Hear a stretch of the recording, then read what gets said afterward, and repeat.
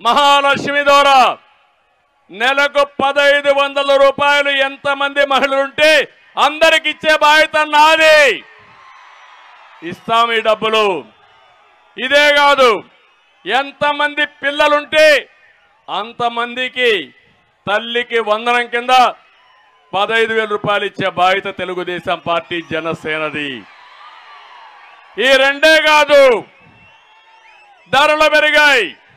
అందుకనే 3 సిలిండర్లు ఉచితంగా ఇస్తానని, దీపం పెడతానని మీకు హామీ ఇస్తున్నా.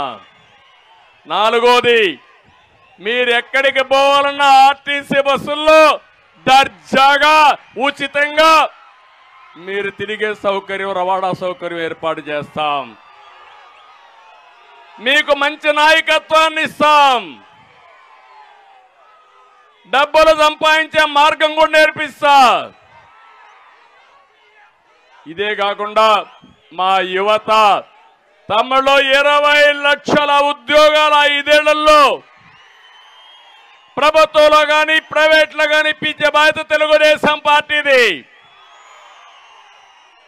ఇంకో పక్కన మీ ఊర్లో మీరు కూర్చొని ఎక్కడికి కావాలంటే అక్కడ పనిచేసే విధంగా వర్క్ ఫ్రమ్ హోమ్, మీ ఇంటి దగ్గరనే కూర్చుంటారు.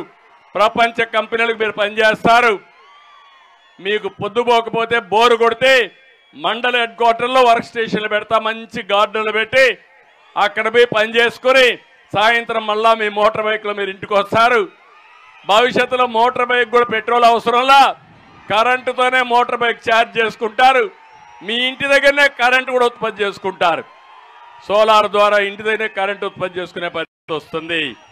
మీకు ఉద్యోగం వచ్చే వరకు 3,000 రూపాయలు ఇచ్చే బాధ్యత తెలుగుదేశం పార్టీ జనసేన తీసుకుంటాం. నిరుద్యోగ భృతి ఇస్తాం. అన్నదాత కింద రైతులకు 20,000 రూపాయలు సంవత్సరానికి ఇచ్చే బాధ్యత తీసుకుంటాం. ఇది కాకుండా వెనుకబడిన వర్గాల కోసం ఒకటే హామీ ఇస్తున్నా.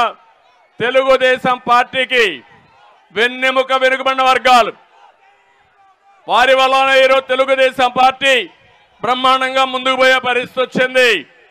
మళ్ళీ జై హో బీసీ కింద ప్రత్యేక చట్టాన్ని తీసుకొస్తాం, సబ్ ప్లాన్ పెడతాం.